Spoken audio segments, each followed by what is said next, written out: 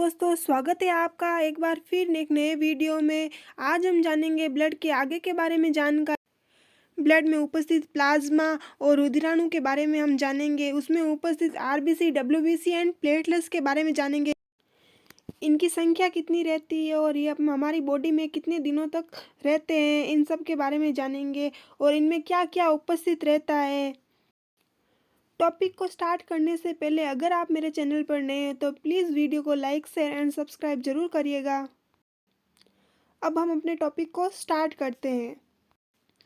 Friends, जब भी blood का नाम आता है तो हमारे मन में सबसे पहला ये सवाल होता है कि ब्लड में आखिरकार होता क्या क्या है, यानी कि ब्लड किन किन चीज़ों का मिश्रण होता है।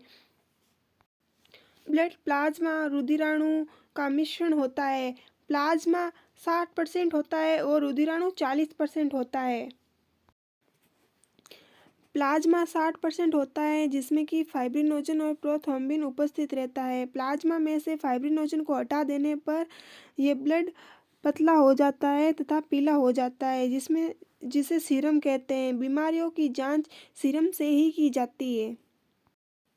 फिर ब्लड में रुधिराणु होता है जो कि 40% होता है। इसमें आरबीसी, डब्ल्यूबीसी और प्लेटलेट्स पाए जाते हैं। और आरबीसी को इरिथ्रोसाइट भी कहा जाता है, जिसकी संख्या 50 लाख होती है और इसकी आयु 120 दिन होती है और आकार गोल होता है। ऊंचाई पर जाने से इसकी आकार बढ़ जाता है तथा इसमें लाइसोसोम अनुपस्थित होता है जो कि मरी हुई कोशिका को खा पी कर खत्म करता है, जिसका कार्य इसकी लाइसोसोम की जगह पर एस्परलिन या प्लीहा के द्वारा किया जाता है। इसमें केंद्रक अनुपस्थित होता है जिसके कारण इसमें ब्लड की जांच नहीं की जाती है। आरबीसी रुधिराणु का 95% होती है तथा ब्लड में आरबीसी होती है और आरबीसी में हीमोग्लोबिन और हीमोग्लोबिन में आयरन होता है, जिसकी कमी से एनीमिया रोग हो जाता है। रुधिराणु में डब्ल्यूबीसी होती है जिसे ल्यूकोसाइट भी कहा जाता है।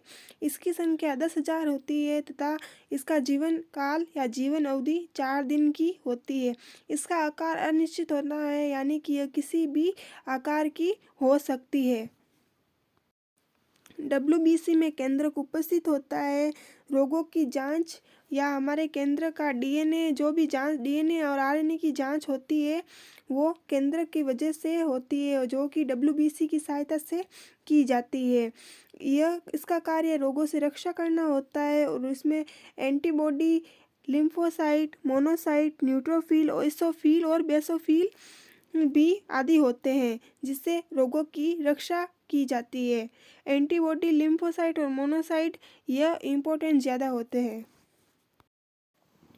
प्लेटस या बिंबाणु, इसे थ्रोम्बोसाइट भी कहा जाता है तथा इसकी संख्या 2 लाख होती है और इसकी जीवन अवधि 7 दिन की होती है, यानी कि यह 7 दिन के बाद खत्म हो जाती है और फिर से नई बनती है। इसका आकार उत्तल लेंस की तरह होता है तथा इसमें केंद्रक अनुपस्थित होता है। प्लेटलेट्स हमें शक्ति प्रदान करने का कार्य करती है तथा प्लेटलेट्स का स्तर गिरने से हमें डेंगू जैसी बीमारी भी हो सकती है तथा जिसके कारण हमारी मौत भी हो सकती है। प्लेटलेट्स का स्तर बढ़ाने के लिए हमें एलोवेरा, गोट मिल्क तथा फ्रूट का और गिलोय जैसी औषधियों का सेवन करना चाहिए, ताकि कि प्लेटलेट्स का स्तर बढ़ने लगता है तथा डेंगू बीमारी से निजात प्राप्त होता है। फ्रेंड्स, हम इसे एक बार वापस रिपीट कर लेते हैं। ब्लड में हमने देखा प्लाज्मा जो कि 60% होता है, जिसमें कि फाइब्रिनोजन और प्रोथ्रोम्बिन उपस्थित होता है। प्लाज्मा में से फाइब्रिनोजन हटा देने पर यह ब्लड पतला हो जाता है तथा इसमें पीला हो जाता है, जिसे सीरम कहते हैं। बीमारियों की जांच सीरम से ही की जाती है। और दूसरा है रुधिराणु, जो कि 40% होता है, जिसे कार्पल्स कहते हैं। इसमें आरबीसी, डब्ल्यूबीसी और प्लेटलेट्स उपस्थित होते हैं। आरबीसी एरिथ्रोसाइट कहते हैं, डब्ल्यूबीसी को ल्यूकोसाइट कहते हैं और प्लेटलेट्स को थ्रोम्बोसाइट कहते हैं। आरबीसी की संख्या 50 लाख होती है और इसकी अवधि 120 दिन होती है तथा डब्ल्यूबीसी की संख्या 10,000 होती है और इसकी अवधि 4 दिन की होती है। प्लेटलेट्स की संख्या 2 लाख होती है तथा इसकी अवधि 7 दिन की होती है। आरबीसी की अवधि और संख्या सबसे ज़्यादा होती है। आरबीसी गोल होती है तथा ऊंचाई पर जाने से इसका आकार बढ़ जाता है। इसमें लाइसोसोम अनुपस्थित होता है तथा एस्पिरिन लाइसोसोम का कार्य करता है। इसमें केंद्रक अनुपस्थित होता है तथा रुधिराणु का 95% आरबीसी होती है। आरबीसी में हीमोग्लोबिन उपस्थित होता है, जिसमें आयरन उपस्थित होता है, जिसकी कमी से एनीमिया रोग हो जाता है। और डब्ल्यूबीसी में एंटीबॉडी बनाता है जो कि रोगों से रक्षा करता है। और इसमें केंद्रक उपस्थित होता है।